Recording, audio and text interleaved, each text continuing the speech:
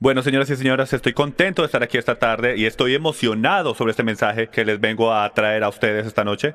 ¿Cuántos de ustedes han pasado por sus vidas y pueden ponerle un punto en sus vidas? Un momento definidor en que tu vida cambió. Absolutamente te recuerdas el día, la hora, el olor en el aire y sabes qué tenías puesto, con quién estabas hablando, pero en ese momento tu vida cambió. ¿Cuántos han tenido esas experiencias? Levanten la mano el que le ha tenido esa experiencia. Cuando tu vida cambió. Le puedo sugerir a ustedes que si nunca han escuchado el mensaje que vengo a traerles esta tarde, si nunca han escuchado lo que estoy a punto de ponerle en sus pies, si nunca han escuchado un mensaje en crisis de identidad, este momento puede ser el momento definidor que hace cambiar tu vida. Déjeme ponérselo de esta manera a ustedes esta tarde. Este fue mi momento definidor. Este fue el momento en que la vida de Jim Staley cambió cuando empecé a descubrir quién yo era. ¿Cuántos reconocen que 77% de todos los estudiantes de la universidad que claman el nombre del Mesías, 77% para el final de su primer año en la universidad, niegan el Mesías? Tuve la oportunidad de hablar con una de las cabezas ejecutivas aquí en St. Louis de Campus Crusade for Christ y me dijo, Jim, es mucho peor que eso. 77%, sí, tiene razón. 77% niegan el Mesías para el final de su primer año. Pero lo peor que eso es que el del restante 23%, 95% del restante 23% no te pueden decir con seguridad que si mueren pasarían la eternidad con el Padre. Señoras y señores, eso deja muy poca de nuestra juventud, la próxima generación, lo que llamamos la generación X y la generación Y, que no saben ni siquiera, no solo su Mesías, pero lo que su Biblia dice de su propia salvación. ¿Cuántos reconocen lo alto que están los embarazos de las jovencitas en la iglesia? ¿Cuántos reconocen que el crimen entre los jovencitos en la iglesia está arriba? ¿Cuántos reconocen que por los últimos 30 años, que diga 50 años de historia cristiana, estoy sacando todo esto de Barna Group para que sepan de una vez, la compañía más grande de encuestas cristianas, que la mayoría de los cristianos, por los últimos 50 años, por primera vez en la historia cristiana, por los últimos 50 años, la tendencia en las iglesias está por el suelo. La gente se está yendo de las iglesias en todo lado. ¿Por qué es esto? ¿Te hace sentido a ti que si la gente se está yendo de las iglesias en todo lado y nuestro sistema de gobierno está cada vez peor, alguien ve un paralelo correcto? Hay algo mal. Entonces lo que quiero proponerles a ustedes en este mensaje esta tarde es que tenemos que encontrar cuál el problema es. Pero antes de que hagamos esto, yo les hago una pregunta. ¿Alguno de ustedes te ha sentido así? Levante la mano.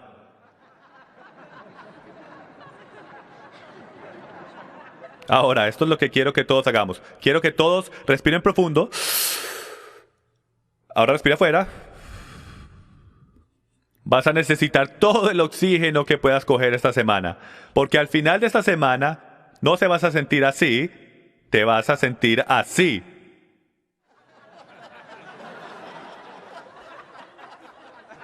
No solo no vas a poder leer las señales, sino vas a saber exactamente para dónde coger. Vas a saber dónde están las señales, pero no vas a saber cómo leerlas.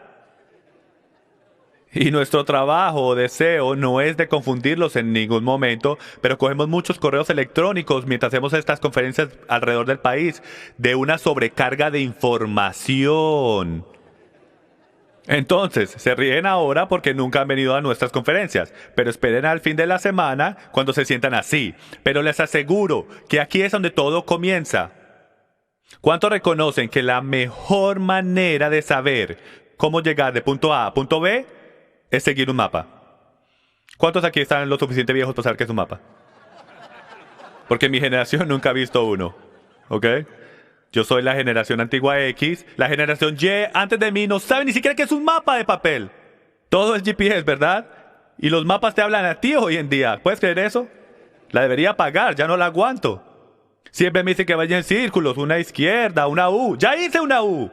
Entonces, para el fin de esta semana queremos que sepa, queremos que haga una cosa. Mira a las señales.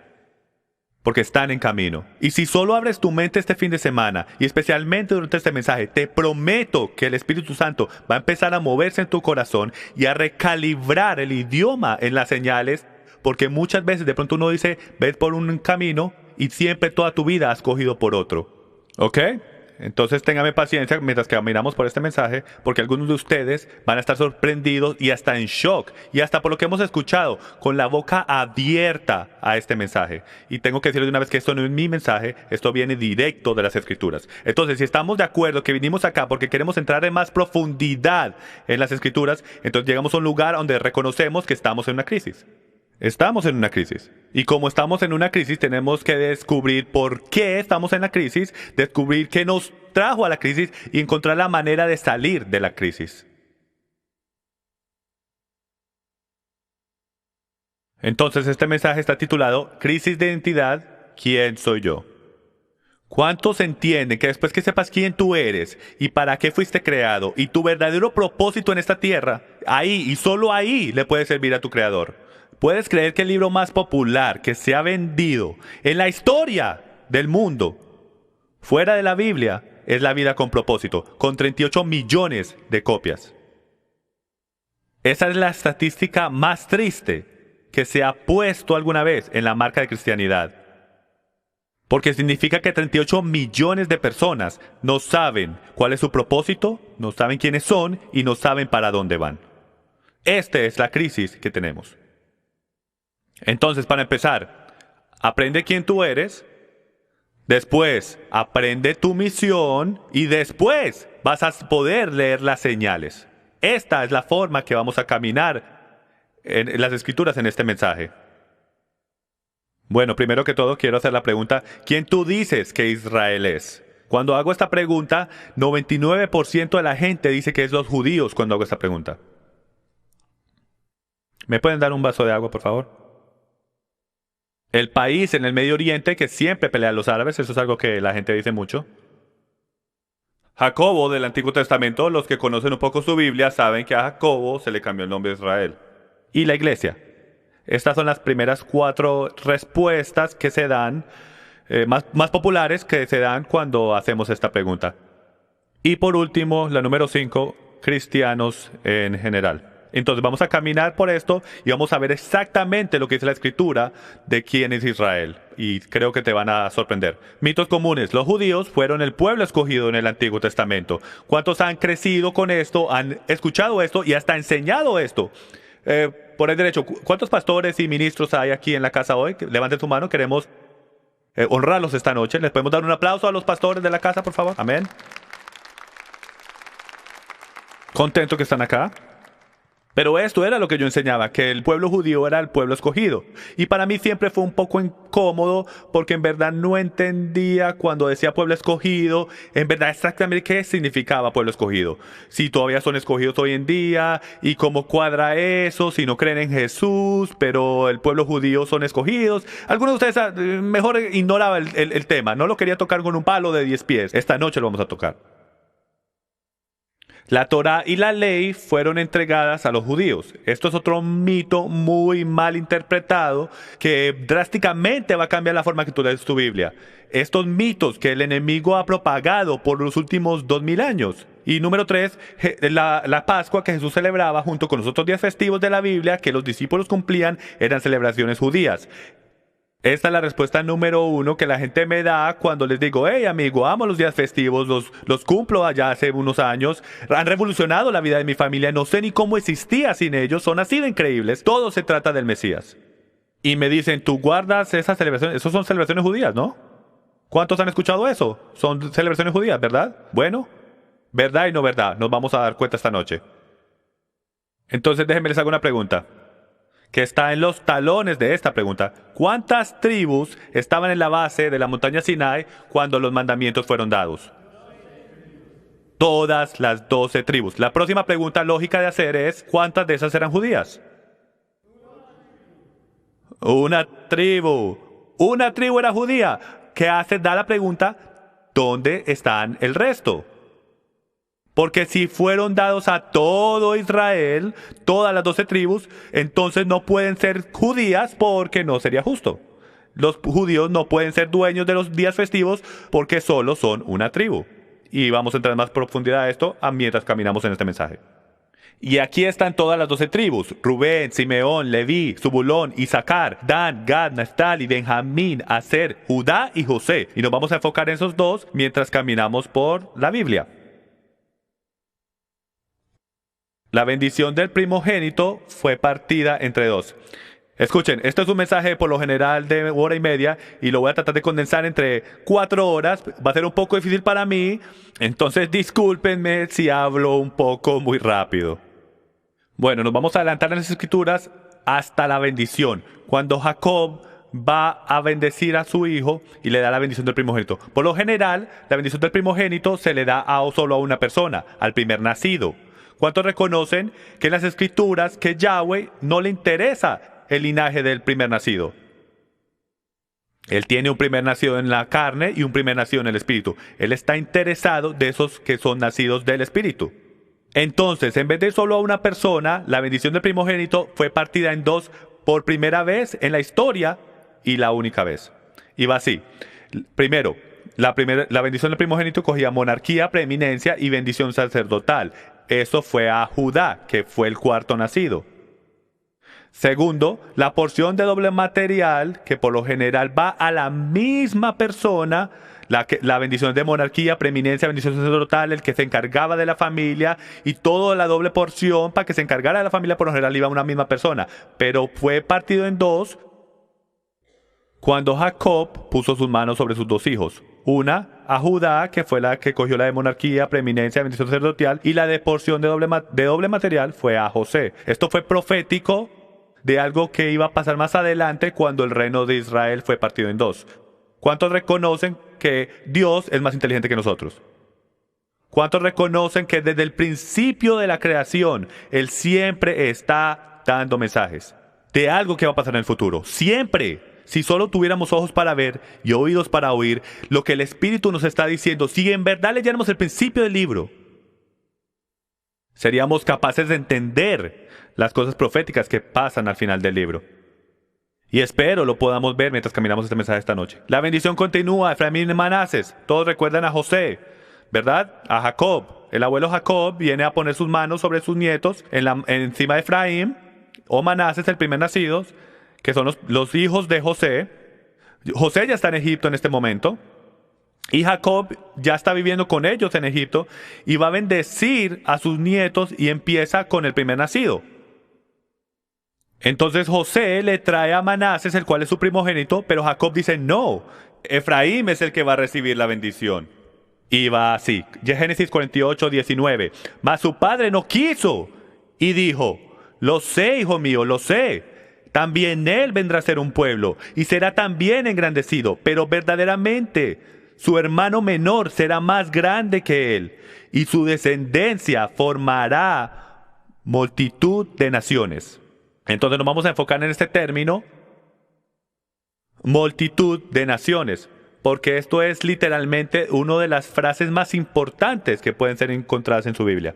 El término multitud de naciones, su descendencia formará multitud de naciones, en hebreo es Melo Hagoim. Todos digan Melo Hagoim. Cerca. Esto es lo que significa la plenitud de los gentiles. Y muchas de sus traducciones va a decir esto.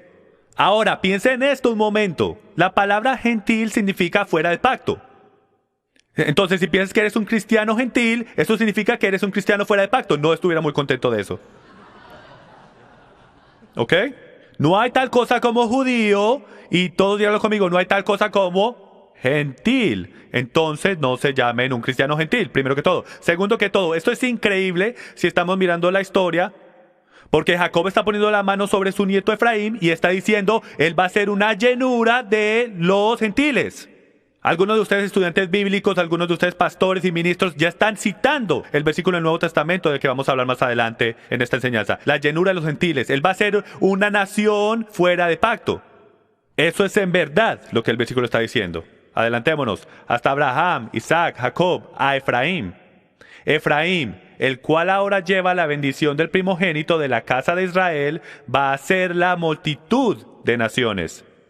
Recuerden esto, vamos a volver a esto. Esto va a ser significante mientras caminamos por este mensaje. Bueno, entonces aquí es donde empezaron. ¿Cuántos entienden que los israelitas empezaron en Canaán? ¿Cuántos reconocen eso? Empezaron en Canaán y ¿qué pasó? ¿Dónde fueron? Terminaron en Egipto. ¿Y dónde terminaron después? De nuevo en Canaán. Piense proféticamente, todos pónganse en su sombrero profético. Lo que eso simplemente significa es que tenemos que estar atentos, tener los oídos y ojos abiertos, atentos a las historias de nuestra Biblia, porque como un muchacho creciendo en las iglesias locales, siempre fui enseñado, literalmente, de pronto nadie lo decía, pero siempre fui enseñado que el Antiguo Testamento por naturaleza es viejo y el Nuevo Testamento solo por esa terminología que usamos es ¿qué? Nuevo. Entonces, como muchacho joven, eso instantáneamente, cuando caminaba por el McDonald's y todo lo quiero ya y todo lo quiero rápido, soy americano y quiero las cosas ahora, implantó el pensamiento en mi mente que el Antiguo Testamento no tiene valor. Pero cuando empecé a descubrir el principio del libro, empecé a descubrir que cada historia que está en la Biblia es sobre mí, mi Mesías y cuándo Él va a regresar. Solo tengo que escuchar y tengo que ver. Entonces, la historia cuando empezaron en Canaán es la misma historia cuando empezaron en el Edén. ¿Y qué pasó? Vino el enemigo, los cogió, los puso en atadura, los volvió esclavos en tanto grado que tuvieron que llamar a su Dios, llorarle a su Dios. Y a algún punto en ese futuro, literalmente fueron sacados de Egipto a la tierra prometida de nuevo. Señoras y señores, empezamos en el Edén. Empezamos en Canaán, la tierra prometida. Después vino el enemigo, nos sacó. Hemos estado en Egipto por los últimos 6.000 años. Pero en algún punto, bien pronto creo yo, el Mesías va a volver. Yahshua, el mismo Josué, Yahshua, el que nos llevó de la mano a la tierra prometida, nos va a volver a llevar de nuevo a la tierra prometida. ¿Puedo coger una amén a eso? ¡Qué bien! Si todo es profético. Y mientras caminamos el mensaje, creo que lo vas a poder ver. Más y más. Entonces, parados en el río Jordán, una de las profecías más increíbles que nunca había escuchado hasta que empecé literalmente a caminar en los pies los últimos años. Nunca había escuchado a nadie. Maestros de profecía alrededor del país, nunca, no van a escuchar esto como una de las profecías más significantes que se han dado en las Escrituras. No es sobre la venida del Mesías. Eso es muy popular y todos quieren hablar de eso, pero hay cosas que tienen que pasar, que traen la venida del Mesías. Así como cuando tienes una ceremonia de bodas, hay cosas que pasan, que haces, como cuando haces la cena de práctica, porque sabes que es el próximo día. Pero como vamos a descubrir bien pronto, esto es lo que les quiero decir. Deuteronomio capítulo 28, versículo 15. Pero sucederá que si no obedeces al Señor tu Dios, guardando todos sus mandamientos y estatutos que te ordenó hoy, vendrán sobre ti todas estas maldiciones y te alcanzarán. Ahora recuerden, están parados al frente del río Jordán, a punto de cruzar la tierra prometida. Tremenda motivación. El Señor les dice, por ahí derecho, si me desobedecen, se mueren. Ahora ya diviértanse. Les voy a abrir el agua una vez más. Y si no me siguen, continúa. Además, el Señor te dispersará entre todos los pueblos, de un extremo de la tierra hasta el otro extremo de la tierra. Y allí servirás a otros dioses de madera y de piedra que ni tú ni tus padres habéis conocido. Y continúa, estas son las palabras del pacto que el Señor mandó a Moisés que hiciera con los hijos de Israel en la tierra de Moab, además del pacto que había hecho con ellos en la montaña Sinai. Básicamente es esto. Él hizo un pacto con ellos en la montaña Sinai. Esta es la próxima generación, la generación X, digámoslo así. Esta es la nueva generación. Sus padres vieron todos estos milagros y las próximas palabras del Señor fueron, ustedes son la nueva generación, no necesariamente estaban ahí, pero voy a reafirmar las palabras del pacto encima del pacto que ya le di a sus padres. Voy a ponerle este pacto en sus pies. Si no me obedecen, voy a dejar que se los lleven de captividad y los rieguen por todo el mundo. Usted creería que ellos escucharían ese llamado, pero no lo hacen. Versículo 14. Y no hago solo con vosotros este pacto y este juramento. Escuchen, esto es clave. Y no solo con vosotros este pacto y este juramento, sino también con todos los que están hoy aquí con nosotros en la presencia del Señor nuestro Dios y con todos los que no están aquí con nosotros. ¿Qué significa esto? Sangre corriendo por las venas. Esto significa esto, que no solamente con los que físicamente están sentados en este cuarto, pero con cada persona que venga después de ustedes por generación y generación y generación, por generación hasta la venida del Mesías. Estoy hablando con ellos.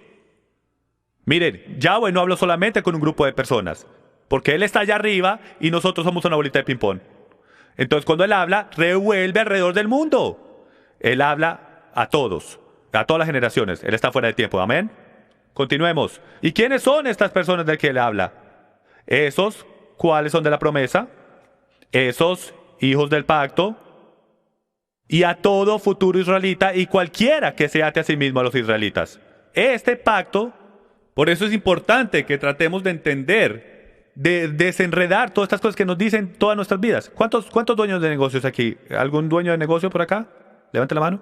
Me quito el sombrero hacia ustedes. ¿Cuántos reconocen que la cosa más miedosa en el mundo es una auditoría? ¿Verdad? ¿Cuántos guardan los recibos como yo lo hacía y los metemos en el pantalón y después nuestra esposa lava la ropa y después viene la RAS? ¿Dónde están los recibos? Vinimos a revisar. Oh, sí, ¿verdad? Mi amor, ¿dónde están los recibos? ¿Verdad? Nadie le gusta una auditoría. Pero cada negocio, y especialmente corporaciones, se auditorían cada año. Tienen hasta gente empleada. Conocí a uno el otro día en Office Max. Él era la cabeza auditora para Office Max en todo St. Louis. Y su trabajo era asegurarse que todo estuviese completamente en orden y trabajando como debe trabajar. Y si alguna cosa tiene que cambiar, lo cambian. Puedo hacer una pregunta. ¿Cuándo fue la última vez que nosotros, cristianos, como gente religiosa alrededor del mundo, cuándo fue la última vez que nos hicimos una auditoría? ¿Cuándo fue la última vez que tu denominación, si estás dentro de una denominación, cuándo fue la última vez que cogiste un memo del presidente de tu organización diciendo, vamos a tomar los últimos 3 meses que vamos a auditar todo lo que hacemos y todo lo que creemos para asegurarnos que no estemos ofendiendo al gran Dios del cielo? ¿No te parece extraño que no queremos ofender al IRS, no queremos ofender al gobierno, no queremos ofender al vecino, pero no lo pensamos 2 veces antes de ofender al gran Dios de Abraham, Isaac y Jacob? Es hora de una auditoría. Es hora que miremos lo que creemos y asegurarnos que es completamente verdad. No tiene nada de malo eso, ¿verdad? Ok, está bien, vamos. Todo futuro israelita, ellos se hablaba a todos los que son hijos de la promesa. Ahora nos vamos a adelantar hasta los tiempos de los reyes. Entonces, todos los israelitas se apoderan de la tierra de Canaán y quieren un rey. ¿Deberían tener un rey? No, pero lo querían. Entonces vino Saúl, David y Salomón. 3 reyes grandes de Israel que todos conocemos desde pequeños. Y bajo estos 3 reyes, todas las 12 tribus fueron gobernadas. Esto es incrítico de entender. Tengo un pastor amigo que me dijo hace unos años, Jim, no puedo creer que no aprendí esto en el seminario. Vamos a coger una visión general de la Biblia. 3 reyes, todas las 12 tribus fueron gobernadas debajo de esos 3 reyes. Todas esas 12 tribus eran llamadas ¿qué? Israel. Entonces, hasta que Salomón desobedece, Primera de Reyes 11:31, y dijo a Jeroboam, el siervo de Salomón, toma para ti 10 pedazos, porque así dice el Señor Dios de Israel, he aquí, arrancaré el reino de la mano de Salomón, y a ti te daré 10 tribus. Esto es la primera indicación, que algo increíblemente profético, que va a conectar atrás a la bendición que fue dividida. Este es el momento. ¿Cuántos recuerdan que había un trapo, un manto, que fue partido, que fue dividido en 10 pedazos? 12 en verdad. 10 que fueron al siervo de Salomón. Tenía que haber sido a su hijo. Entonces, 10 tribus. Esto es importante, escuchen. ¿Por qué? Porque me han abandonado y han adorado a Astoret, diosa de los sidonios, y no han andado en mis caminos para hacerlo recto delante de mis ojos y guardar mis estatutos y mis ordenanzas como lo hizo su padre David. Entonces, ¿cómo pasa? Cuando yo vivía en mi casa, ¿cuántos de ustedes tienen un padre que en algún punto en su vida tú como un hijo, estabas delante de tu papá, lo más seguro en tu espalda, en el suelo, y te decía, hijo, si quieres vivir en mi casa, vas a hacer las cosas como yo digo? Es así mismo en nuestras propias relaciones, es la misma cosa con Yahweh. Él nos dice, hijos, si no van a obedecer mis reglas, se van de mi casa. Y empieza a romper el reino de Salomón, y le da 10 tribus a su siervo Jeroboam. Y lo que tenemos acá es un versículo increíble que dice, porque han adorado a Astoret. Miren, yo nunca supe que era Astoret, no sabía, mientras que crecía, cuando estaba conociendo las escrituras. Pero lo que conocí ahora es que empecé a buscar y tiene varios nombres. Astarte para los griegos, y Astoret, y Istar, y en inglés es pronunciado Easter. Para muchos de ustedes esto debe ser una sorpresa conocer esto, pero Easter es la diosa de la fertilidad del este, la esposa del dios Sol Baal. Entonces esto debe cambiar todo tu proceso de pensamiento cuando dices feliz Easter.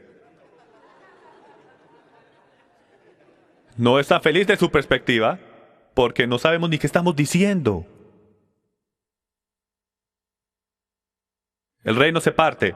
Entonces las 10 tribus del norte fueron llamadas la casa de Israel, la casa de José o simplemente Efraín, porque ese fue el que recibió la bendición del primogénito, el Melo Agoim, la llenura de los gentiles, la llenura de las naciones. Entonces ahora se pone crítico. Ahora, de este punto en adelante, todo el que esté durmiendo, despiértese, porque de este punto en adelante todo va a cambiar.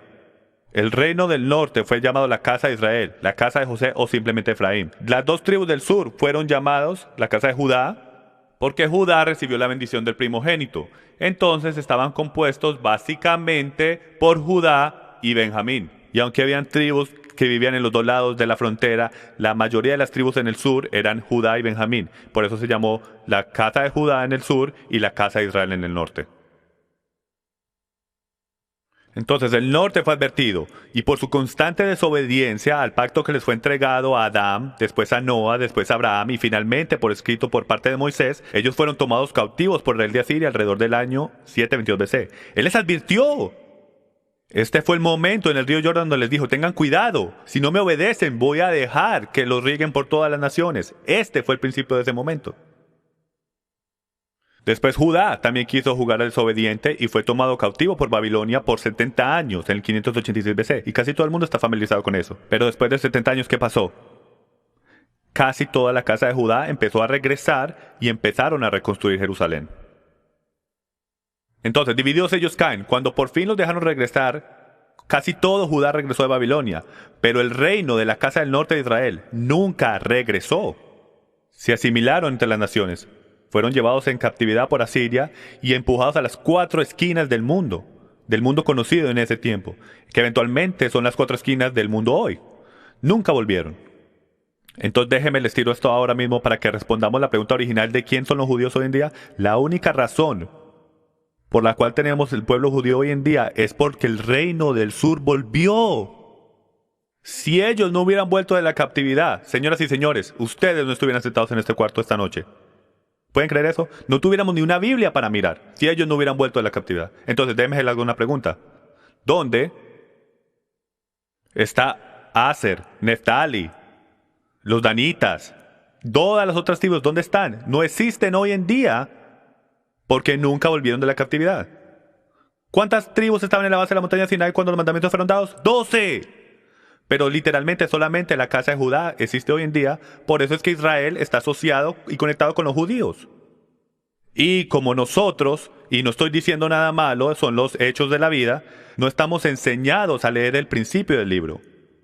Entonces asumimos que el Antiguo Testamento fue escrito a los judíos y el Nuevo Testamento a los cristianos. Eso es lo que asumimos. Pero eso no es lo que la Biblia dice.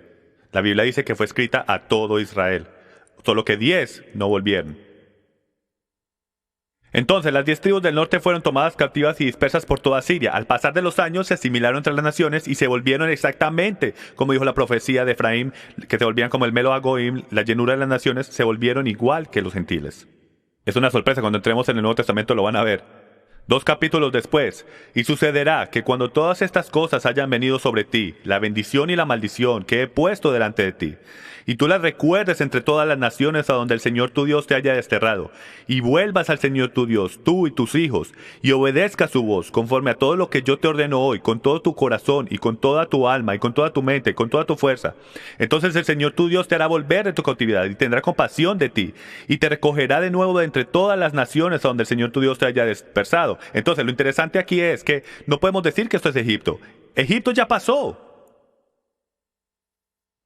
¿Eso no suena bien parecido? O sea, yo pusiera dinero si no supiera que él está hablando de una profecía de ellos entrando a Egipto y volverlos a sacar, pero eso ya pasó.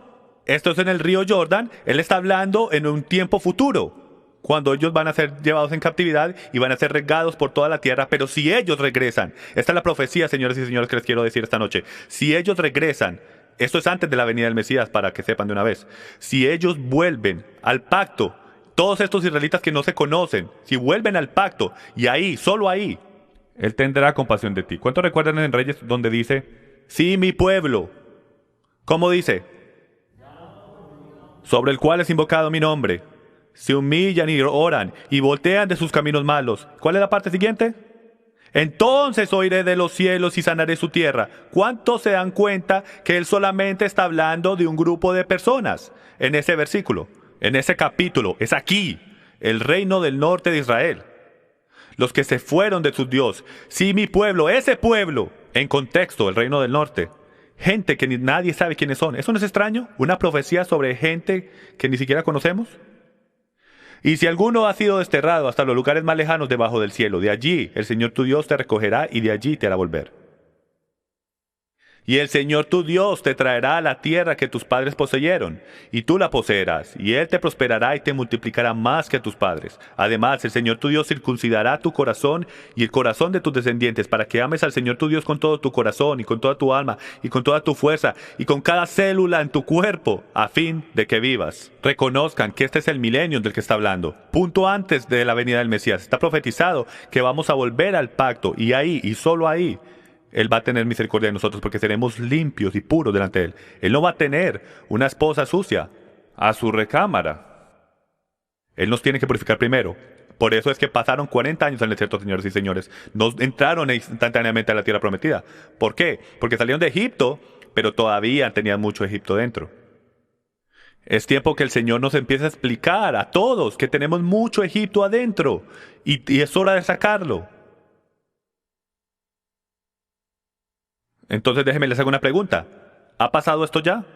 El reino del norte de Israel, la llenura de las naciones, millones y millones de personas, ¿las ha traído ya Él a la tierra? Esto no ha pasado. Esto no ha pasado. Entonces debe ser un evento en el futuro. Durante el tiempo del Nuevo Testamento, la mayoría todavía sabían a qué tribu pertenecían y vivían al otro lado del río Eufrates, según el historiador Josefus. Josefos era un historiador del primer siglo. Ellos sabían, ellos existían en la tierra. Durante el Nuevo Testamento, cuando Yahshua estaba caminando por la tierra y enseñando, teníamos la tribu de Judá, la casa de Judá, los judíos en el tiempo controlaban el pacto, y todos los israelitas fuera de pacto, del reino del norte, que no los dejaban entrar al pacto, y les voy a explicar más adelante por qué, pero todos ellos vivían mientras que estaban siendo regados por todo el mundo todavía, vivían afuera, al otro lado del río Eufrates. Pero durante los últimos 2000 años perdieron completamente su identidad como la casa de Israel, cumpliendo totalmente la profecía. Cumpliendo completamente la profecía. Perdidos entre las naciones. ¿Quién es este, señoras y señores? Es una gran foto. Es un gran pastor entre sus ovejas. Este es nuestro Mesías, señoras y señores. Esto es lo que usted no ve en el mundo espiritual. Él está buscando a sus ovejas perdidas. Eso es todo lo que Él hace. Todos los días. Está tratando de recoger sus ovejas perdidas y traerlas a casa. Lo cual trae la pregunta, ¿quiénes son las ovejas? ¿Cuántos reconocen, si no han escuchado nuestra enseñanza de la gran auditoría de la iglesia? Estoy sacando una nueva, definiendo términos bíblicos, porque si no definimos las palabras de las Escrituras como están escritas, las vamos a volver a definir. Pablo estuviera revolcándose en su tumba si supiera las definiciones de las palabras que le hemos dado. Tenemos que definir la Biblia como está escrita. ¿Cuántos reconocen que hay dos cosas que no existían en el primer siglo? La iglesia del primer siglo, como es hoy en día, la iglesia como es hoy en día, y el Nuevo Testamento. El Nuevo Testamento no existía. Lo que significa es que, como cuando Pablo dice en 2 de Timoteo, que toda escritura es inspirada por Dios y útil para enseñar, para redarguir, para corregir, para instruir en justicia. Que toda esa palabra, toda escritura ahí no puede significar el Nuevo Testamento. Yo creo que el Nuevo Testamento es escritura, pero eso no es lo que él está diciendo. Lo que él se refería era ¿qué? Al Tanakh, el Antiguo Testamento, o lo que él llamaba las escrituras hebreas, o las escrituras. El valor que ellos le ponían al Antiguo Testamento, lo que llamamos el Antiguo Testamento, está por encima de todo. Era la única palabra de Dios que existía. Entonces, si vamos a definir alguna palabra bíblica, tenemos que sacar un momento el Nuevo Testamento y usar el único diccionario que tenían, el Antiguo Testamento, las escrituras hebreas. Entonces vamos a ver qué significa la palabra ovejas haciendo exactamente eso. Vamos a volver a su diccionario, el Antiguo Testamento, y a ver qué dice. Eso no es lo que dice, pero vamos a ver primero unos versículos del Nuevo Testamento antes de volver a definir. Juan, capítulo 10, versículo 3. A este le abre el portero y las ovejas oyen su voz. Llama a sus ovejas por su nombre y las conduce afuera. Escuchen. Cuando saca todas las suyas, va delante de ellas y las ovejas lo siguen porque conocen su voz. Todos ya hemos escuchado estos versículos y unos versículos más adelante dice, entonces Jesús les dijo de nuevo, en verdad os digo, yo soy la puerta de las ovejas. Entonces, si ese es el caso, tenemos que entender quiénes son las ovejas, porque Él es la puerta para ellas. Y como continuamos, nos vamos a dar cuenta. Volviendo a Jeremías 50:17, dice, Israel es como una oveja perdida, perseguida por leones. Mica 2:12, ciertamente os reuniré a todos. Oh Jacob, ciertamente recogeré al remanente de Israel. Los agruparé como ovejas en el aprisco. Como rebaño en medio de su pastizal, harán gran estruendo por la multitud de hombres. Ezequiel 11:16. ¿Está bien si seguimos las escrituras? No me gusta mi comentario, prefiero hablar con las escrituras porque se explican a sí mismas. Ezequiel 11:16. Por tanto di, así dice el Señor Dios, aunque yo los he echado lejos entre los gentiles, y aunque yo los he dispersado por las naciones, sin embargo seré para ellos un pequeño santuario. La palabra ahí es tabernáculo. Seré un pequeño tabernáculo, una presencia santa en sus vidas. Para ellos, en las naciones donde han ido. Esto no ha pasado cuando dijo esto. Él está diciendo, los he sacado lejos fuera entre los gentiles, y los volveré a traer a casa. Como un pastor vela por su rebaño, el día que está en medio de sus ovejas dispersas, así yo velaré por mis ovejas, y las libraré de todos los lugares donde fueron dispersas un día nublado y oscuro. ¿Quién dijo esto? ¿Quién dijo este versículo? No puse la escritura aquí porque quiero que pongan en su mente lo que él dice. Como un pastor vela por su rebaño, así yo velaré por mis ovejas. ¿Suena familiar?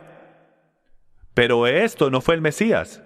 Esto fue su padre en Ezequiel capítulo 34, versículo 12, cuando dijo este versículo. Entonces, cuando aparece el Mesías en la escena 1000 años después, ¿qué pasa? Dice exactamente lo mismo. O sea, cuando empiezo a leer el principio del libro, digo, esto es el Nuevo Testamento codificado. Y empiezo a leer la parte de atrás del libro y digo, un momento, este es el Antiguo Testamento revelado. Empiezo a entender. Solo tengo que entender el principio del libro para coger las definiciones de las palabras cuando Jesús dice, vengo por mis ovejas perdidas, poder entender qué es lo que está hablando. Entonces, ¿quién es el gran pastor? Todos sabemos que es el Mesías. Entonces ahora, mientras caminamos y descubrimos todas estas cosas que nuestras Biblias están hablando, tenemos que entender las características que las escrituras hebreas dicen de la casa de Judá. Esto es increíble. Empecé a buscar todas las escrituras sobre la casa de Judá y estas son las características de nuestro hermano del sur. Número 1, tienen la ley de Dios, Génesis 49:10. Número 2, negarían al Mesías. Número 3, no perdieron su identidad porque volvieron después de la cautividad. Número 4, son llamados los que están cerca. Daniel capítulo 9, versículo 7. Los que están cerca, dice. Y esas son las características de la casa de Efraín. Y esto es cuando empieza a decir, wow, esto es increíble. Te empieza a pintar el cuadro. La casa de Israel son de las 10 tribus del norte. Fueron dispersas entre todas las naciones después de su cautividad. Viven entre los gentiles, o sea, 8:8. Se han olvidado el nombre de su Dios. Y pausé. Jeremías capítulo 23, versículo 27. Lo puede buscar usted mismo. Y literalmente dice que el reino del norte de Israel, sus pastores le iban a enseñar otro nombre para su Dios. Decimos, bendito sea el nombre del Señor. Y más de 80% de las personas que dicen esas palabras no nos pueden decir el nombre de su Dios. Estoy aquí para decirles que es Yahweh. Estamos volviendo a entender el llamar el nombre de nuestro Señor. Hay un nombre para nuestro Señor, nuestro Adonai. Él tiene un nombre, se nos ha olvidado. Son gente con riqueza, Génesis 49:22. No conocen o entienden la ley de Dios y no la cumplen. Yo sabía que no me iban a creer, entonces se las puse. O sea, capítulo 8, versículo 10, hablando del reino del norte.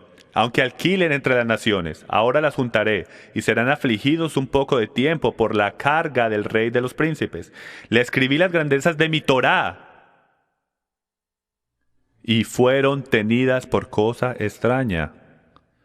Yo no sé ustedes, pero cuando alguien usa la palabra Torá, yo lo primero que digo es legalismo y atadura. Hasta que descubrí que en hebreo significa instrucción, y ahora sí estoy en problemas. Todos tenemos instrucciones, Si usted tiene instrucciones para sus hijos, usted tiene Torah en su casa. Todos tenemos Torah en la casa. Tenemos mucha Torah en mi casa. Todos tenemos Torah. Tu esposa tiene Torah para ti. Y te garantizo que no está escrito, pero te la sabes, ¿verdad, muchachos?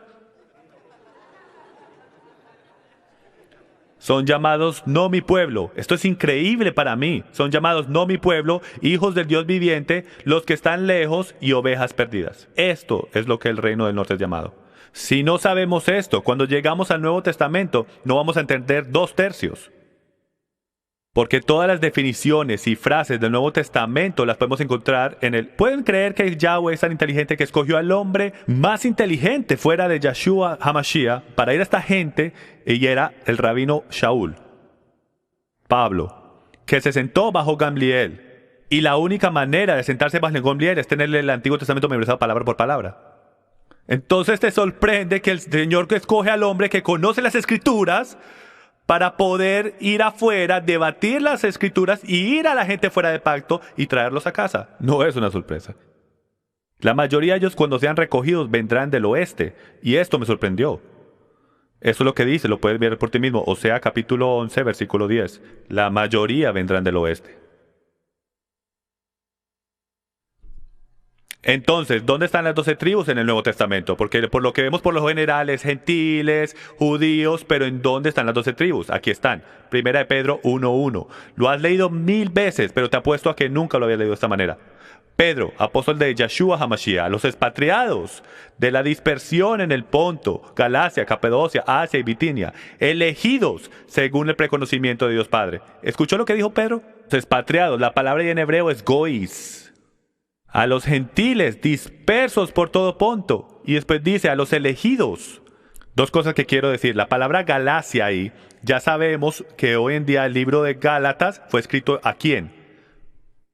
A esos dispersos, el reino del norte. Habían mucho israelita del reino del norte que se asentó en Galacia. Y eso lo sabemos por hecho hoy en día.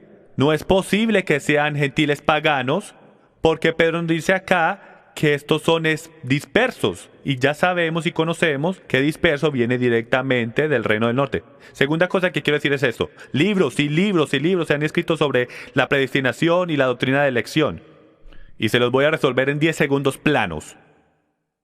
Dios escogió su pueblo y lo eligió. Se fueron lejos de su palabra, se fueron de sus mandamientos, los regó por todas las naciones y los predestinó a volver. Hecho, ahí tienen la versión de 10 segundos.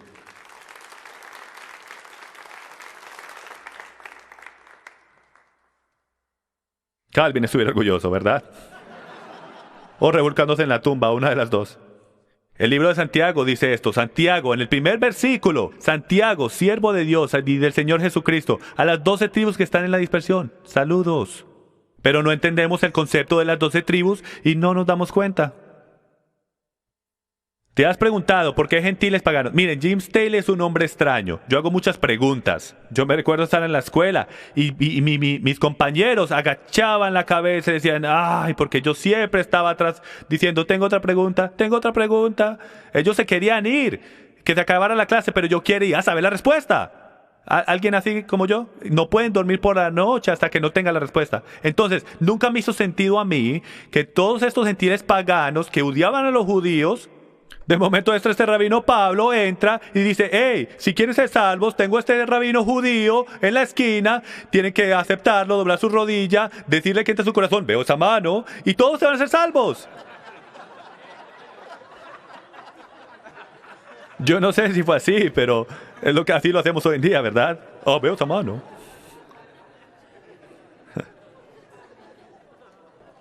No me hagan olvidar mi punto, ¿ok? Pero si ven, él entra, ¿no les parece extraño a ustedes que todos estos gentiles que están allá afuera, que supuestamente son gentiles paganos, por millares, en Éfeso solamente 100,000 gentiles entregaron sus vidas al Mesías? ¿Tiene esto lógica? Ni siquiera les agradan a los judíos, hasta los consideran inseguros, ellos tienen suficientes dioses. ¿Y de momento doblan su rodilla a este mensaje del Evangelio? ¿O eran las nuevas buenas mejores de lo que pensábamos? Vamos a descubrir. Porque no eran gentiles paganos. Miren, hay dos tipos de gentiles de los que hablan las escrituras, lo que tenemos que tener cuidado y analizar. Los primeros son los gentiles paganos y los segundos son los gentiles israelitas, los que fueron profetizados, que iban a ir a las naciones y volverse la llenura de los gentiles, que iban a caminar entre los gentiles, que iban a perder su identidad y iban a volver en los finales tiempos. Amos 9:9, porque aquí yo daré un mandato y zarandearé a la casa de Israel entre todos los gentiles. O sea, están en las casas de los gentiles. Israelitas griegos. Esto lo saqué del Nuevo Testamento en Juan capítulo 7. Nunca había leído este versículo de la manera que Yeshua nos lo da. Entonces Jesús dijo, por un poco más de tiempo estoy con vosotros. Después voy al que me envió. Me buscaréis y no me hallaréis. Y a donde yo esté, vosotros no podéis ir. Y la respuesta que los discípulos le van a dar, te va a sorprender. Porque ellos sabían algo que nosotros no sabemos. Y como nosotros no lo entendemos, no reconocemos el poder cuando lo dice. Lo dice así. Esta es la respuesta. Decían entonces los judíos entre sí, ¿a dónde piensa irse este que no lo hallemos? ¿Será acaso que quiere irse a la dispersión entre los griegos? Ahí está, a enseñarle a los griegos. No está diciendo hablar a los paganos gentiles. Está diciendo, ¿no va a ir a la casa de Israel que está viviendo con los gentiles, con los griegos, con la dispersión? No, él no haría eso. Están sucios. Cornelio.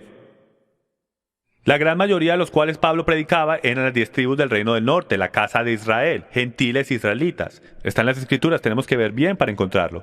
Pero cuando lo vemos nos damos cuenta que siempre ha estado ahí. Romanos 9:24, es decir, nosotros a quienes también llamó no solo de entre los judíos, sino también entre los gentiles, como también dice, no sé, a los que no eran mi pueblo llamaré pueblo mío, y a la que no era amada, amada mía. Y acontecerá que en el lugar donde les fue dicho, vosotros no sois mi pueblo, allí serán llamados hijos del Dios viviente. Cuando Pablo hace referencia a un versículo, ¿cuántos reconocen que no podemos sacarlo fuera de contexto? Y el rabino más inteligente fuera de Yeshua HaMashiach, en mi opinión humilde, fue el apóstol Pablo. Y él no lo va a sacar fuera de contexto. Él no va a sacar versículos del aire y sacándolos de contexto. Él sabe que Osea capítulo 1 habla sobre el reino del norte que cae entre los gentiles y en el mismo lugar donde se les dijo fuera de pacto, en ese mismo lugar van a volver y van a ser llamados hijos del Dios viviente.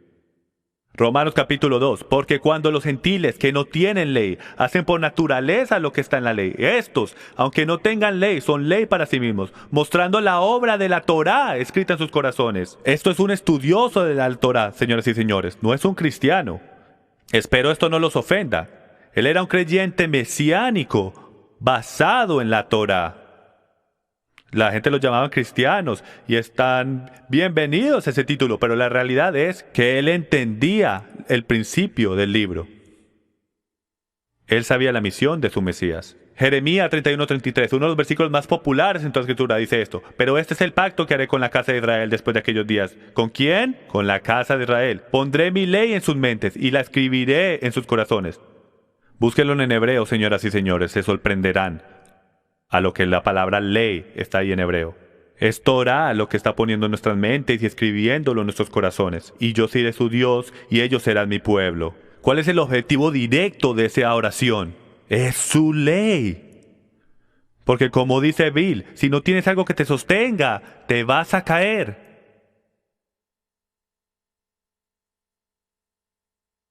¿Qué es esto? Eso es un árbol de olivos. Si nunca han visto uno, esto es un hermoso olivo. Tiene par de 1000 de años el que están mirando ahora mismo.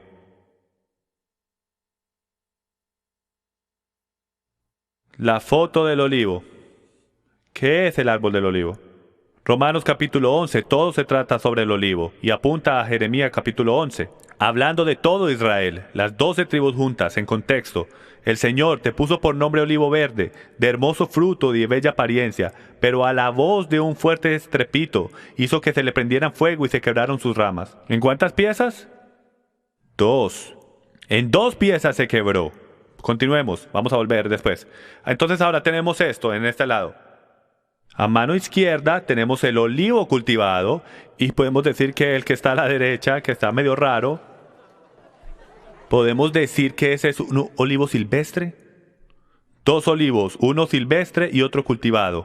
En los últimos días, los 2 serán uno. ¿Injertado en qué? Romanos 11, capítulo 24. Todos conocemos este versículo si conoces tu Biblia un poco. Porque si tú fuiste cortado de lo que por naturaleza es un olivo silvestre y contra lo que es natural fuiste injertado en un olivo cultivado, cuanto más estos, que son las ramas naturales, serán injertados en su propio olivo. El punto es este: tenemos un olivo silvestre y un cultivo cultivado. Es imposible que sean gentiles paganos, porque no puede ser un gentil pagano y ser un olivo de ninguna clase. Porque la Biblia define al olivo como Israel. Y si ese es el caso, entonces el olivo silvestre que está haciendo referencia en el Tanakh es el reino del norte que se vuelve silvestre. Es lo que dice. Entonces estos no son gentiles paganos, señoras y señores, que Pablo está trayendo. Estos son israelitas, ovejas dispersas, que el Mesías está recogiendo. Volviendo a Romanos 11, porque no quiero, hermanos, que ignoréis este misterio, para que no seáis sabios en vuestra propia opinión. Misterio, para que sepan, que a Israel, hablando del Israel local, hablando de la casa de Judá, le ha acontecido un endurecimiento parcial hasta que haya entrado la plenitud de los gentiles. Les dije que iba a volver a este versículo. ¿Ustedes creen que Pablo se estaba inventando esta belleza? Él está haciendo referencia al Tanakh. La bendición que fue a Efraín, la llenura de la llenura de los gentiles. Esto es aquí lo que está hablando. El reino del norte volviendo a casa, hasta que todos vuelvan a casa. Esto es lo que él está hablando. Continuemos. Y así todo Israel será salvo. ¿Cuántos de ustedes pensaron como yo que en algún punto todos esos judíos iban a entender un día y se van a salvar? Porque definimos Israel como el pueblo judío, pero la realidad es que es todo Israel, señoras y señores, todas las 12 tribus. Eventualmente van a volver al pacto. Eso es lo que él está hablando. Cuando la llenura de los gentiles vuelva a casa, todo Israel será salvo. El libertador vendrá de Sion, apartará la impiedad de Jacob. Ahí está hablando del reino del norte. Porque así eran llamados, y este es mi pacto con ellos cuando yo quite su pecado. ¿Cuál es el significado de la palabra pecado? ¿Cuántos saben qué significa pecado? Primera de Juan, capítulo 3, versículo 4. Todo aquel que comete pecado infringe también la ley, pues el pecado es la infracción de la ley.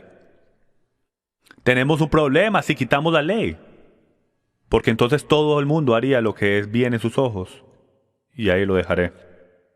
Efesios 2, 11, 22. Recordad pues que en otro tiempo vosotros los gentiles en la carne, fuera de pacto, es lo que significa, llamados circuncisión, por la tal llamada circuncisión, el reino del sur, hecha en las manos de la carne. Recordad que en ese tiempo estabais separados de Cristo, excluidos de la ciudadanía de Israel, extraños a los pactos de la promesa, sin tener esperanza y sin Dios en el mundo. Escuchen esto. Pero ahora en Cristo Jesús, vosotros que en otro tiempo estabais lejos, habéis sido acercados por la sangre de Cristo, porque Él mismo es nuestra paz, quien de ambos hizo uno. ¿De qué está hablando? El hombre perfecto que todos han tratado de descubrir, y libros de teología que han escrito por miles y miles de años de cuál es ese hombre. El error que cometemos en nuestros seminarios teológicos día tras día es que no leemos el principio del libro. Yo también estoy incluido en ese error. Cuando él hace los 2-1, las dos casas de Israel, es claro lo que él está hablando, rompiendo la pared de enemistad. Miren esto, uno de los versículos más mal interpretados de toda la Escritura. Y mañana les voy a dar los primeros 10. Aboliendo en su carne la enemistad, la ley de los mandamientos expresados en ordenanzas, para crear en sí mismo de los dos un nuevo hombre, estableciendo así la paz. Jim, ahí está diciendo que ya no hay que hacer los mandamientos. ¿Estás seguro que eso es lo que está hablando? ¿O te han dicho que eso es lo que él está hablando? Porque creciste creyendo que la ley de Dios fue abolida. Miren, si quitamos la ley, no hay definición de pecado. ¿Y cómo Dios santo y justo va a tirar a alguien al lago de fuego por quebrar algo que no existe? Eso no sería justo. Mirándolo bien, y el arameo es increíble, esta traducción, porque dice lo que vota son los tickets, las multas del pecado. Las ordenanzas que están escritas en contra tuya. Cuando pecas, hay un libro de hechos, dice la Biblia, y van ahí para el día del juicio. Todas esas multas que te pusieron, así como por velocidad cuando vienes para acá. Esas multas fueron las que fueron pegadas a la cruz. Esa fue la maldición que fue abolida. Él se hizo la maldición por nosotros. Y para reconciliar con Dios los dos en un cuerpo por medio de la cruz, habiendo dado muerte en ella la enemistad. Los judíos, el reino del sur, odiaba al reino del norte porque estaban fuera de pacto. No podían entrar y ser parte de lo que estaban haciendo los judíos en esos tiempos.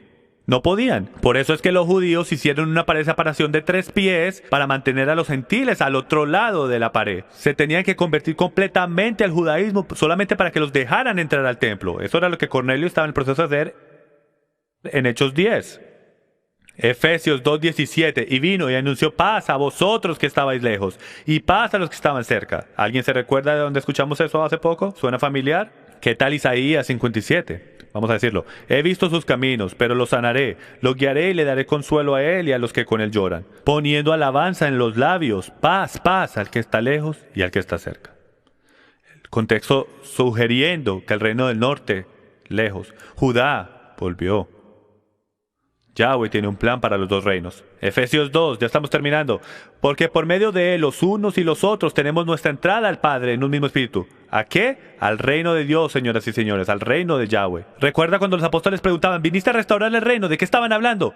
El reino del norte. Ellos sabían, los judíos sabían que la única forma que iban a poder destruir a sus enemigos era si el reino del norte volvía a casa. ¿Por qué? Porque habían muchos más de ellos que los que habían en el sur. Así pues, ya no sois extraños ni extranjeros, hablando del reino del norte. Ya no sois extraños ni extranjeros, sino que sois ciudadanos de los santos y sois de la familia de Dios. Yo antes tomaba eso como que gentil pagano, soy de afuera, voy a entrar. No, en contexto, como estamos viendo, está hablándole específicamente al reino del norte. Las ovejas dispersas, los que una vez fueron dispersos y ahora van a tener acceso al pacto. Y cuando les diga a los que no conocen la Torá, cuando les muestre por qué, se van a quedar con la boca abierta, la razón por qué Yeshua vino. ¿Por quién vino el Mesías? Yeshua dice esto, Juan capítulo 10 versículo 16. Tengo otras ovejas que no son de este redil, hablando de la casa de Judá. A esas también me es necesario traerlas y oirán mi voz, y serán un rebaño con un solo pastor. Y sigue diciendo en Juan 11:51. Ahora bien, Caifás no dijo esto bajo su propia iniciativa, sino que siendo el sumo sacerdote ese año, profetizó que Jesús iba a morir por la nación, la casa de Judá, y no solo por la nación, sino también para reunir en uno a los hijos de Dios que estaban dispersos. La misión, el mensaje, el propósito del Mesías desde el principio, desde el sumo sacerdote bajo la inspiración del Espíritu Santo, hasta Jesús mismo, dice esto. No he sido enviado, sino a las ovejas perdidas de la casa de Israel. Por eso es que Él vino. Él vino por sus ovejas perdidas. Sus ovejas son esos dispersos. Entonces, en verdad, ¿por qué vino el Mesías? Jim, ¿estás diciendo que en verdad que solamente Jesús vino por...? Yo sé que están pensando. Entonces no les voy a decir que levanten sus manos. Vamos a caminar por esto y ver todo cómo cuadra. Ya estamos terminando. ¿Estás listo para la mayor historia de amor de todos los tiempos? Hace Shakespeare verse mal. La historia más bonita de amor es esta.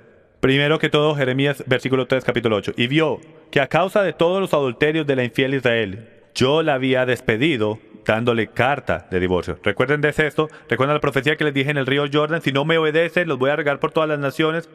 Bueno, antes de dispersarlos, según Jeremías 3, versículo 8, ya no aguantaba más y los divorció. Ahora, como yo, seguro ustedes pensaron, eso no tiene nada, se divorcian, se vuelven a casar, ¿cuál es el lío?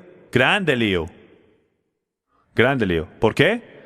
Porque esto es un gran problema. Dice que hasta los ángeles anhelaban entender cómo él iba a resolver este problema, este misterio. Este misterio es cómo Yahweh se divorcia de su esposa y le dice que vuelva a él. Por este versículo, Jeremías 3:1, dicen, si un hombre se divorcia de su mujer y ella se va de su lado y llega a ser de otro hombre, ¿volverá él a ella? ¿No quedará esa tierra totalmente profanada? Pues tú eres una ramera con muchos amantes y sin embargo vuelve a mí, declara el Señor. Dice Yahweh, hey, me voy a divorciar de ti, pero regresa a mí y te aceptaré, te perdonaré. La historia más grande de gracia en el Antiguo Testamento. Y todos los ángeles dicen, un momento, ¿quién le quiere decir a Yahweh que él no puede hacer eso por este versículo que escribió? Si ven, hay un versículo en la Torá que dice que si un hombre se divorcia de su mujer y ella se casa con otro hombre, nunca puedes volver a casarte con ella. Nunca. Entonces imagínense el shock y el horror de todos los ángeles y potestades en el cielo diciendo, yeah. ¿Cómo eso va a suceder? ¿Cuál es el misterio? Y esto es lo que los profetas dicen que anhelaban entender cómo se iba a arreglar este problema, pero el rabino Pablo lo arregló todo aquí. ¿Alguna vez se ha preguntado por qué Romanos 7, el capítulo de si quiero, no quiero, empieza tan raro? ¿Acaso ignoráis, hermanos? Pues hablo a los que conocen la ley. Por el derecho, los que no conocen la Torah no pueden leer Romanos 7. Se ríen, pero eso es lo que dice. Dice que solo estoy hablando con los que conocen la Torah, porque lo que estoy a punto de decir está escrito en las páginas de la Torah, y si no lo lees, no vas a entender. Te vas a perder todo lo que estoy tratando de decir. Y dice esto, que la ley tiene jurisdicción sobre el hombre mientras él vive, pues la mujer está ligada por ley a su marido, refiriéndose a la ley levítica. Mientras él vive. Pero si su marido muere, quedará libre de la ley en cuanto al marido. En otras palabras, ya no será llamada adúltera. Continuemos. Así que, mientras vive su marido, será llamada adúltera si ella se une a otro hombre. Pero si su marido muere, queda libre de la ley. No de toda la ley, de esa ley. De modo que no es adúltera, aunque se una a otro hombre. Por tanto, hermanos míos, también, escuchen lo que Pablo está diciendo. Por tanto, hermanos míos, también a vosotros eso os hizo morir a la ley. ¿De quién está hablando? Está hablando del reino del norte. Lo podemos ver por el contexto. Está hablándoles a ellos diciéndoles, ya murieron a la Torá por el cuerpo de Mesías para que se puedan casar con otro. En particular a esa ley. Ya lo definimos. Ya moriste a esa ley. Ya no aplica para ti más. Ya no eres llamado un adúltero. Así te puedes casar con otro, a aquel que se levantó de entre los muertos. Esto les va a cuadrar. Señoras y señores, el novio ha muerto por su novia. Denle un aplauso. Gracias, Señor. Piensa por esto un segundo. Tiene una esposa, son las 12 tribus, se parten en dos, tiene un problema porque se divorcia de su esposa, las riega por todas las naciones, les dijo que fueron una luz para las naciones y no lo querían hacer. Todas 12 se juntaron y se volvieron un club privado. El club privado de los santos. No quisieron ser una luz para las naciones, entonces Dios dijo, tengo un plan genial porque soy Dios, lo voy a divorciar, te voy a arreglar por todas las naciones, te van a salvar por un hombre que se llama Yeshua y no van a saber ni quién eres y van a ser una luz para las naciones igual. Y al final del tiempo los voy a llamar sus nombres, mi Mesías se va a levantar de los muertos, te va a librar de la ley de adulterio y te va a traer a casa. Ese es el misterio que fue resuelto en el Nuevo Testamento. ¡Aleluya! ¡Aleluya! Entonces te sorprende a ti que 100,000 personas en Éfeso solamente, cuando Pablo vino y dijo, señores y señores, tengo buenas nuevas. Pueden volver al pacto porque el Mesías pagó por tu pecado, te libró de la ley de adulterio y todo lo que tienes que hacer es seguirlo a Él. Y vinieron por miles. Porque sabían que estaban fuera de pacto.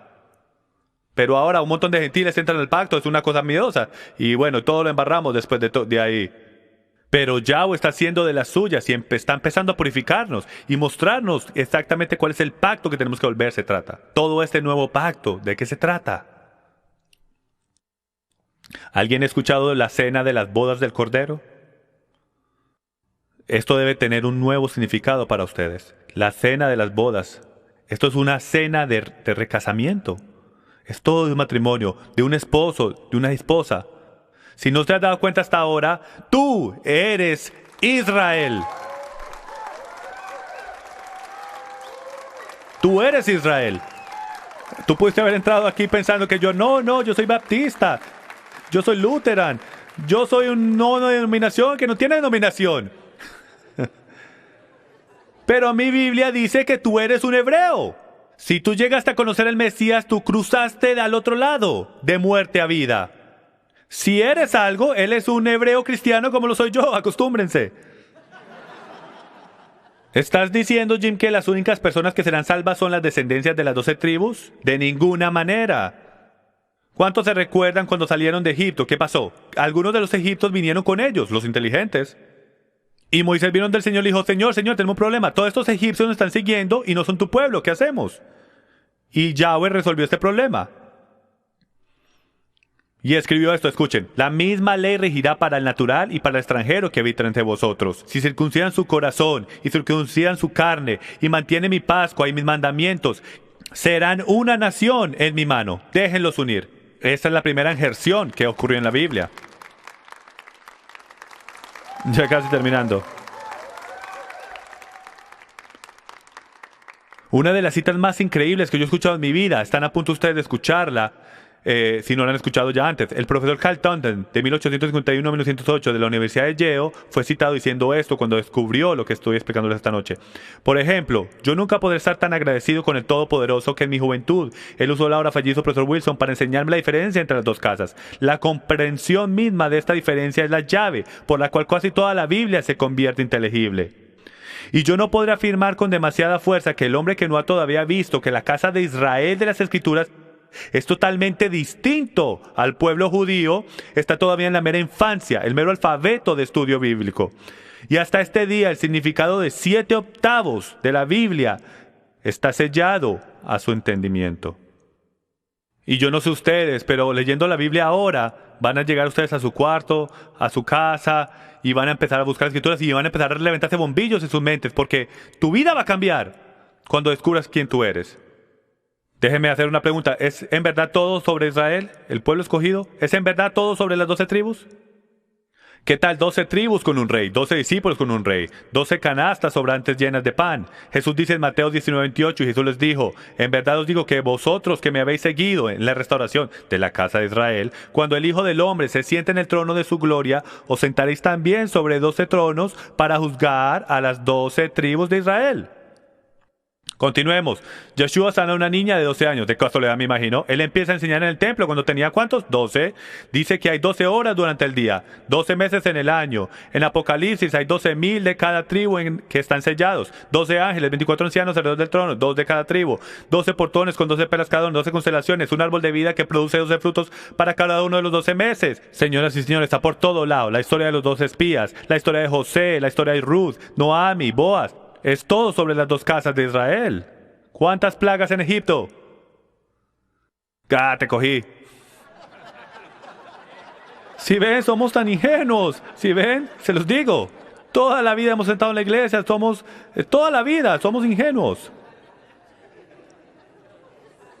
Me encanta. Somos ovejas.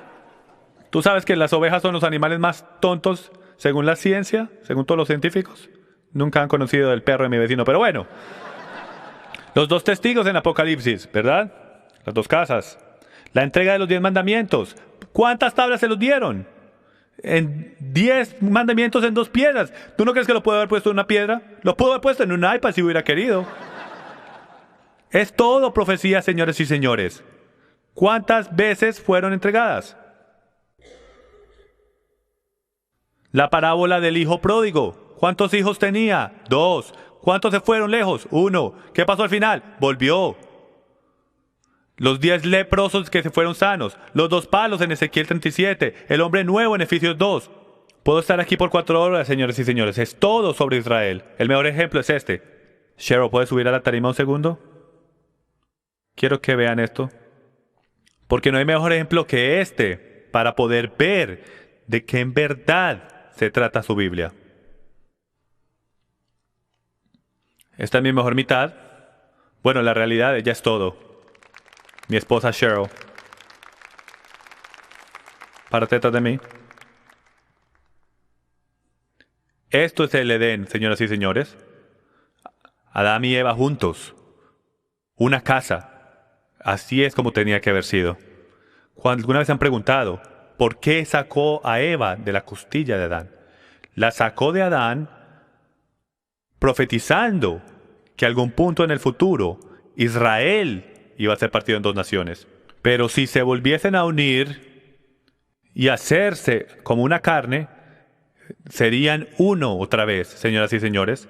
Esto es Israel aquí en el Edén. Está en todo lado, gracias. En todo que tú mires, en todo lado que tú mires. Él está hablando de la casa de Israel. En todo lado que tú lo mires. Lo único que tenemos que hacer es tener ojos para ver y oídos para oír. Pónganse de pie, por favor.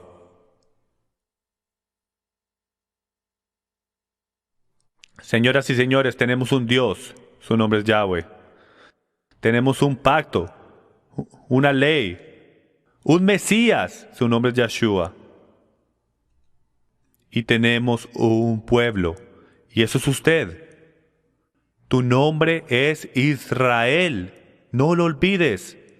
Eso es quien tú eres. Entonces, cántelo conmigo. Una nación bajo Dios, indivisible, con libertades y justicias para todos. Gracias, señoras y señores. Antes de cerrar este video, quiero darle las gracias por tomar el tiempo de ver esta enseñanza llamada Identity Crisis, que espero le haya impactado su vida para querer aprender sobre su raíz hebrea. Este mensaje ha pasado por todo el mundo y miles de personas han visto esta enseñanza y la respuesta que hemos recibido a este video ha hecho que agregue este pedazo para este último segmento de responder unas preguntas importantes porque la gente aparentemente las tiene. Entonces quiero ir por unas preguntas que a lo mejor usted está pensando y quiero clarificar unas cosas. Primero que todo, una de las preguntas más populares de este video es: usted está diciendo que mi sangre tiene que ser de una de las 12 tribus de Israel para poder ser salvo. Y primero que todo quiero hacerlo bien claro que absolutamente no. Es imposible saber cuál linaje tú vienes, porque el único linaje que se puede rastrear, y es hasta difícil en esa, es el de la tribu de Judá, la casa de Judá. Entonces, es importante que usted sepa que la salvación no tiene que ver nada con tu sangre, no tiene que ver nada si usted es nativo de israelita en linaje o no eres un israelita de ninguna clase. Todos somos una mezcla de gente de todas partes del mundo y Pablo dice que somos injertados en el árbol de Israel. Esto es una injertación espiritual. Entonces quiero que entiendan desde el principio, no estamos hablando de linaje solamente, también estamos hablando espiritualmente y volverse el pueblo de la promesa. En su perspectiva, él sabe en dónde todo el mundo cabe y el linaje de toda persona. Y aparentemente en el libro de Revelación, de Apocalipsis, 12,000 de cada tribu van a empezar a moverse hacia adelante, a ser llamados en esa parte de historia. Él sabe ese linaje, nosotros no sabemos, entonces no es importante a este momento. Otra pregunta que sale muy común es: ¿qué tal de teología de reemplazo, Jim? ¿Esto no es teología de reemplazo? De ninguna manera. En lo contrario de teología de reemplazo. Teología de reemplazo empieza en la premisa de que los judíos fueron el pueblo escogido y ahora la iglesia o los cristianos son el pueblo escogido. Toda esa premisa se voltea en su cabeza y espero pudieron haber visto eso por la enseñanza que acabaron de ver. De que Israel son las 12 tribus. Y me gusta decir la neología de un equipo de fútbol. De que todos están invitados a estar en el equipo, pero él escogió capitanes en el equipo para que fueran y reclutaran al resto del mundo.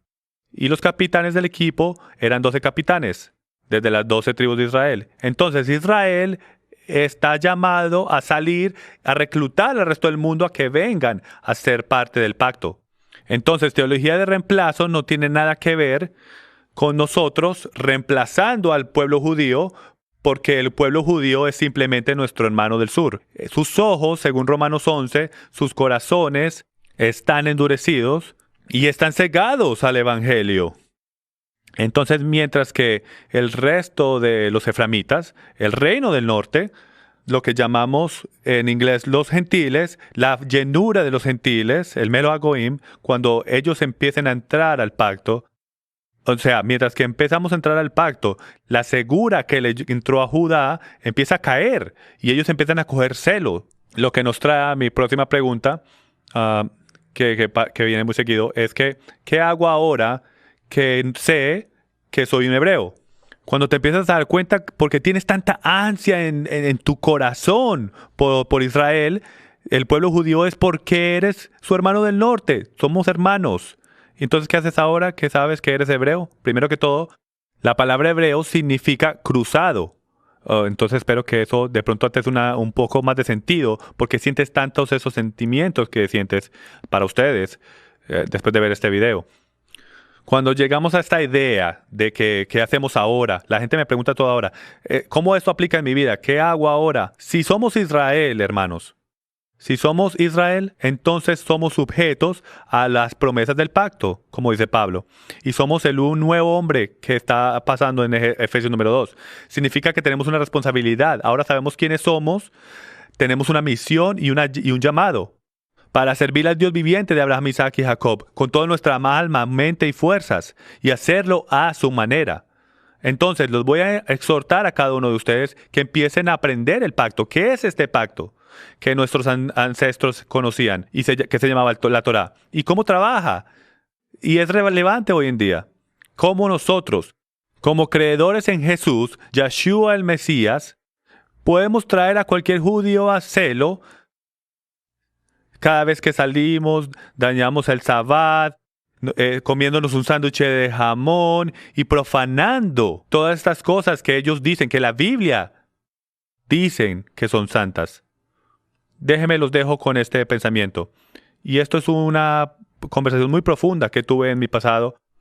En mi pasado conocí a un abogado judío aquí en St. Louis, uno de los más grandes apologistas, defensores de judaísmo aquí en St. Louis. Viajaba a todas las sinagogas y les enseña cómo combatir cristianos usando su Nuevo Testamento y probando que su Jesús no es el Mesías.